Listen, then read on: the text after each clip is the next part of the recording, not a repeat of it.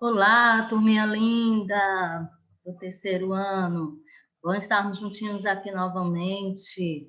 Sabemos que nós estamos aqui com aquele intuito de aprender um pouco mais. Exatamente, eu sou a professora Alessandra e estou aqui para te ajudar para que você possa chegar a mais um dia de conhecimento. E hoje, meus amores, nós iremos estudar na disciplina de português.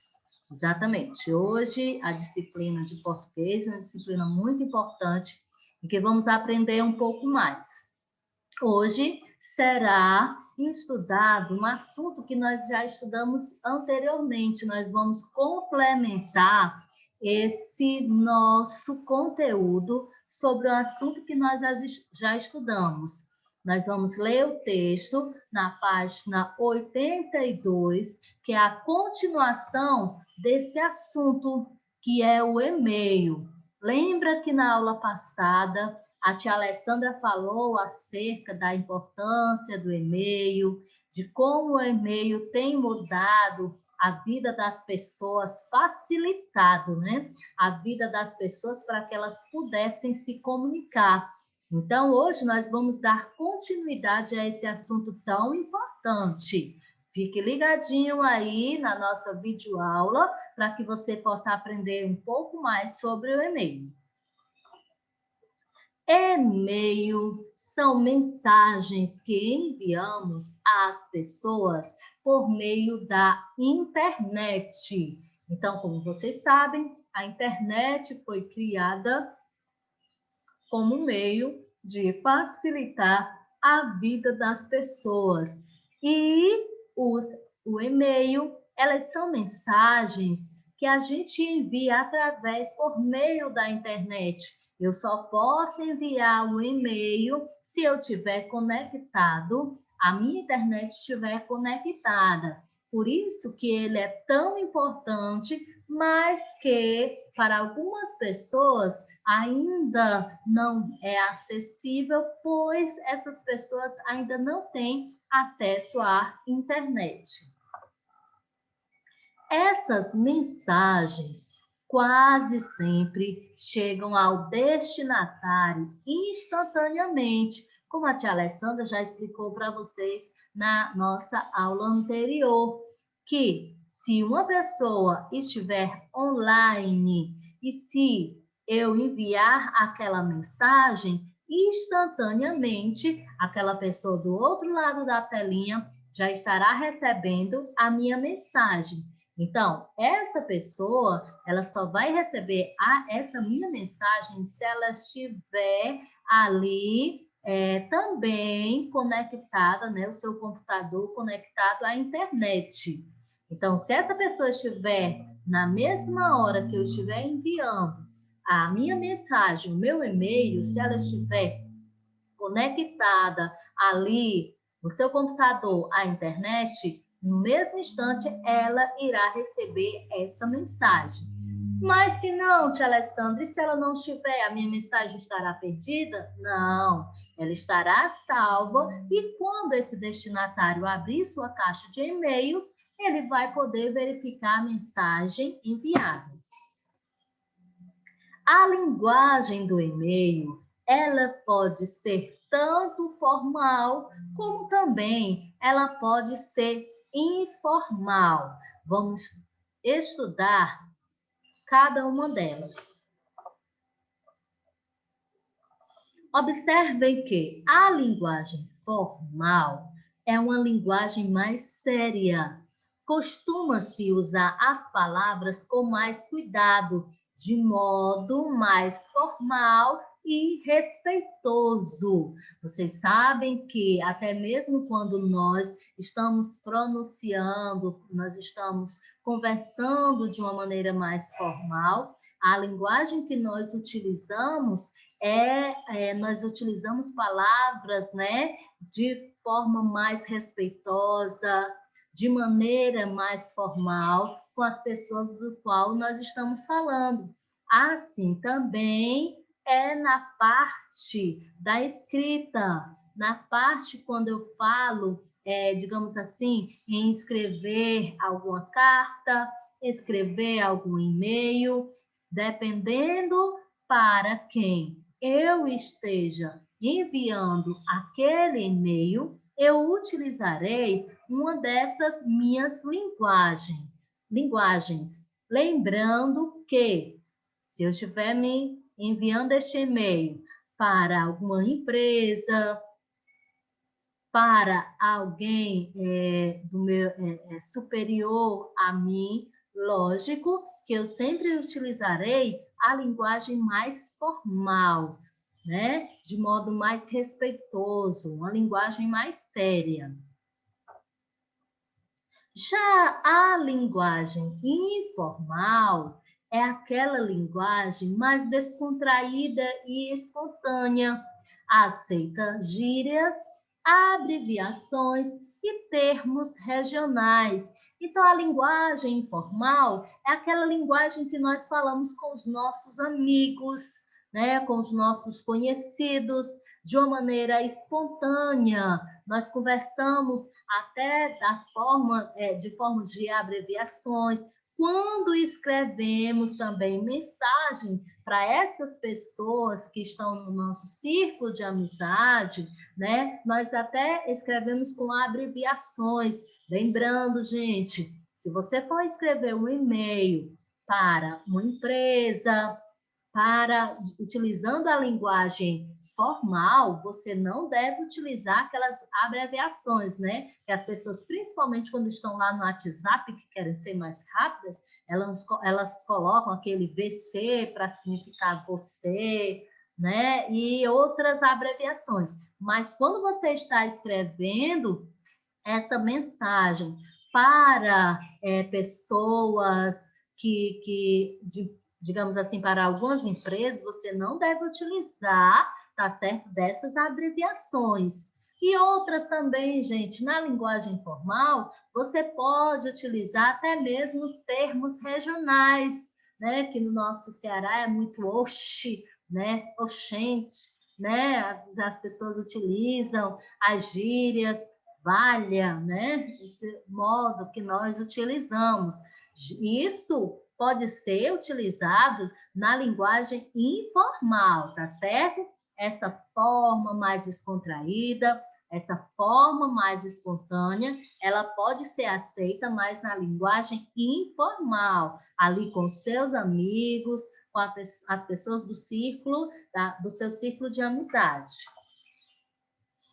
É a linguagem, né, que nós usamos, essa linguagem informal, é aquela linguagem que nós usamos em conversa com amigos, familiares e outras pessoas com quem temos proximidades. Os nossos amigos, os nossos familiares são bem próximos da gente, então a gente utiliza aquela forma até mesmo de gíria, né, com os amigos, até mesmo uma forma mais carinhosa, tratamos de uma maneira mais carinhosa com os nossos familiares, e isso tudo pode sim ser utilizado mais na linguagem informal.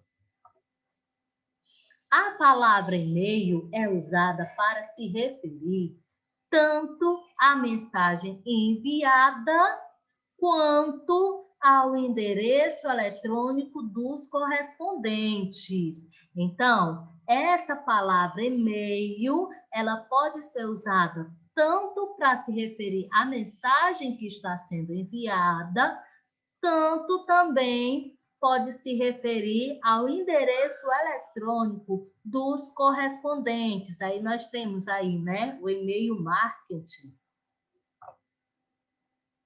Assim como a carta, o e-mail também contém o nome do destinatário, o assunto, a despedida e a assinatura, tá certo? Você não pode escrever um e-mail para colocar lá só o assunto sem ter um início, né?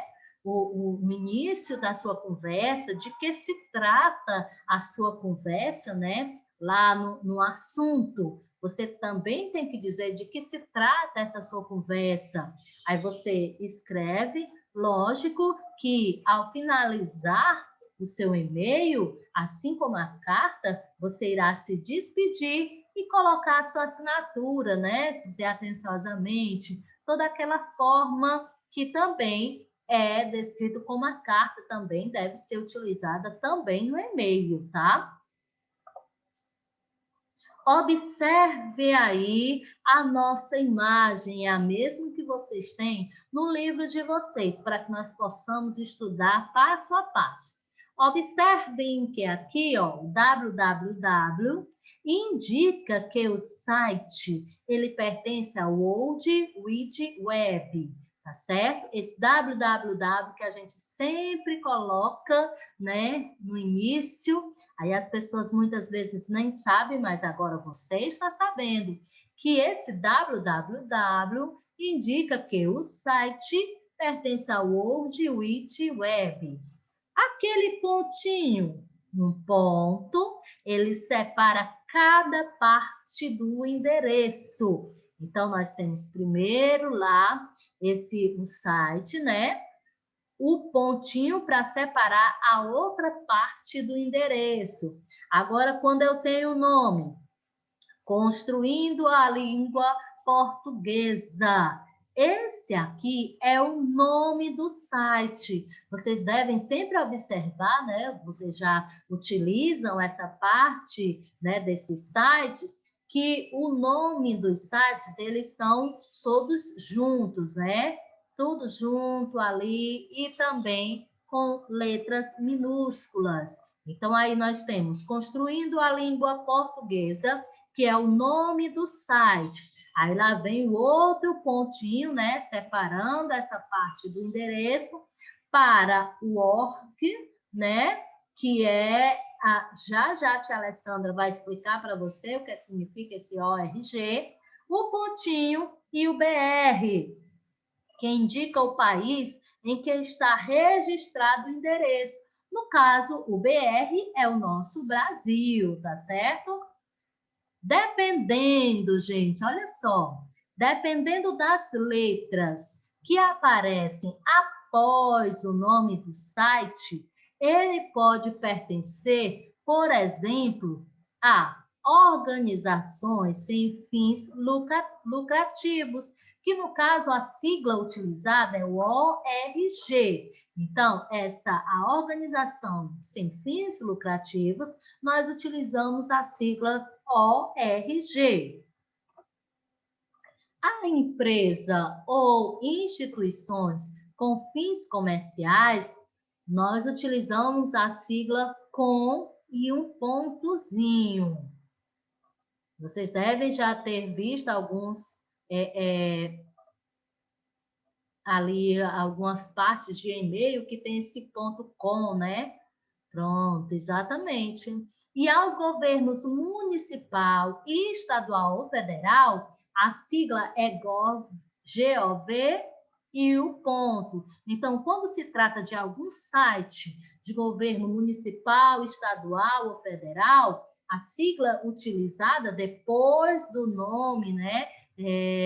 Tipo Receita Federal, Detran, Cefaz, aí eles utilizam esse GOV e o ponto. A organizações educacionais, a sigla é DU e o ponto. Então, quando você vê algum site com essa sigla EDU ponto, aí você já sabe que se trata de uma organização educacional. E a instituição de artes compõe a sigla ART e o ponto.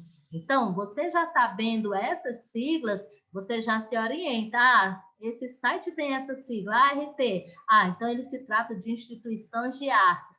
Já esse tem o EDU ponto. Então, se trata de organizações educacionais. E assim vai, né, gente? Continuamente nesse sistema.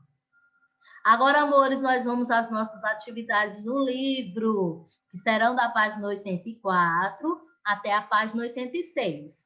Agora, a tia Alessandra vai orientar vocês em relação a essas atividades. Nós vamos trabalhar o texto que nós estudamos.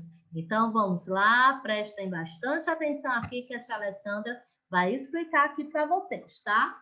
Então, vamos lá, na página 84. Na página 84, nós temos o seguinte: pinte com lápis de cor o gênero textual estudado. Aí você encontra vários gêneros textuais. Então, você só vai pintar aquele gênero textual o qual nós estudamos. Na segunda questão, você vai preencher o espaço de acordo com o e-mail apresentado. Então, lá na página, você deve, para responder essa atividade aqui, gente, detalhe, olha a dica aqui da tia Alessandra. Para responder essa atividade aqui, você terá que ler também, novamente, aquela página 81, que nós tratamos sobre o e-mail, aquele e-mail que tem lá no início lá do nosso texto, na página 81. Então, você verifica lá o seu texto na página 81 para poder responder a essas questões aqui, a segunda questão, essas questões aqui do Trabalhando o Texto, tá? Da página 84. Aí, lendo aquele texto da página 81, você estará apto para responder quem enviou o e-mail, quem receberá o e-mail e no item C, o que o remetente, que é aquele que enviou o e-mail, conta em sua mensagem. Então, essas questões aí da segunda questão, você irá responder lendo o texto da página 81, tá? Na terceira questão, o que você entende por e-mail? De acordo com tudo que nós já estudamos, o que você entende por e-mail? Aí você vai escrever qual a sua opinião final sobre o e-mail. Lá na página 85. Você sabe por que o gênero textual se chama e-mail? Pesquise o seu significado e escreva-o abaixo. Então, você vai pesquisar o significado da palavra e-mail e vai escrever aqui na quarta questão. Na quinta questão, você vai observar com atenção o e-mail a seguir. Aí nós temos de, para e o assunto. E nós temos o conteúdo desse assunto. Agora você irá enumerar corretamente a segunda coluna de acordo com a primeira. Observe, gente, que aí na primeira coluna eu tenho algumas abreviações.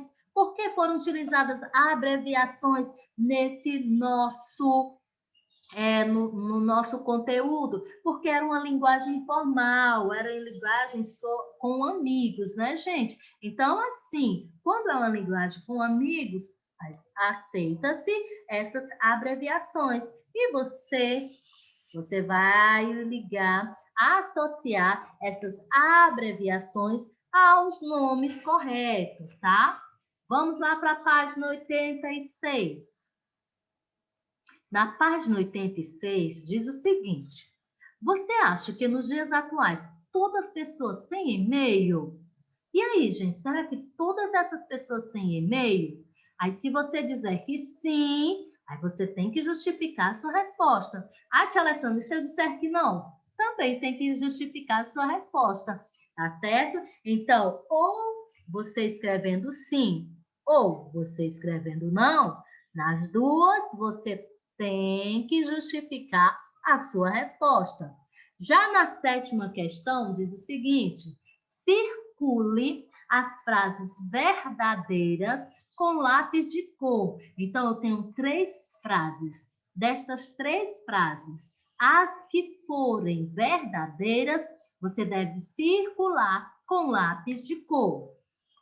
Na oitava questão, diz o seguinte: de acordo com o conteúdo estudado, qual é a diferença? Olha só, gente, qual é a diferença entre a linguagem formal e a linguagem informal? Eu tenho certeza que se você estiver atento aí à nossa videoaula, você já sabe responder essa nossa perguntinha aqui da oitava questão. Ah, tia Alessandra, eu prestei bastante atenção e eu sei bem as diferenças entre as linguagens formal e a linguagem informal. Muito bem, meu amor. Aí você pode descrever aí na oitava questão. Na nona questão, diz assim: um e-mail enviado a amigos, ele deve utilizar o quê? Linguagem formal ou linguagem informal? E aí, o que é que você acha? Deverá marcar a opção correta. Já na décima questão, diz o seguinte: um e-mail enviado à Câmara dos Vereadores, ele deve utilizar uma linguagem formal ou uma linguagem informal? E aí, gente, nós iremos escrever, né? As pessoas vão escrever um e-mail para os representantes do seu povo, né? Que foram eleitos através do voto. Será que eu devo enviar um e-mail de forma informal para estas pessoas, estes vereadores, ou de uma forma mais formal? E aí, eu tenho certeza que você já sabe a resposta, porque eu acredito que você estava atento às nossas orientações, seguindo passo a passo ali o que a tia Alessandra explicou durante essa aula. Então, meus queridos, que Deus abençoe a vida de vocês. Espero que vocês tenham compreendido um pouco mais desse universo, né, extenso, gente, que cada dia a gente vai aprendendo mais sobre esse universo da internet. Hoje nós aprendemos sobre o e-mail, né? Já tínhamos aprendido algumas coisas na nossa videoaula passada e hoje, olha, para você ver, o assunto é muito extenso, né? O assunto também é muito diversificado, então cada vez mais a gente vai aprendendo. E é isso que vocês devem fazer. Gente, a gente nunca para de aprender. Assim, a gente sempre está aprendendo. Então, busque sempre, né, aumentar o conhecimento de vocês. Um grande beijo, um forte abraço da tia Alessandra e até a nossa próxima aula. Tchau, meus amores!